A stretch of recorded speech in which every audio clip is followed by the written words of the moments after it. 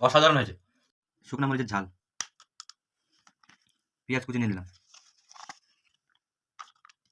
থামো, আমের আচারের তেল নিয়ে নিলাম, লবণ নিয়ে নিলাম।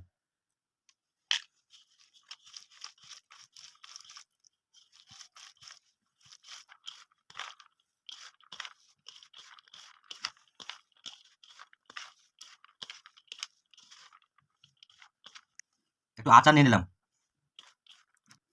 আমের আচার দিয়ে মাখালে অনেক টেস্ট হয়, অনেক মজা হয়। মাখানো শেষ, এবার একটু মুরগির মাংস নিয়ে নিলাম। মুরগির মাংসের সাথে মাখানো ভাতটা অনেক টেস্টি, অনেক মজা হয়।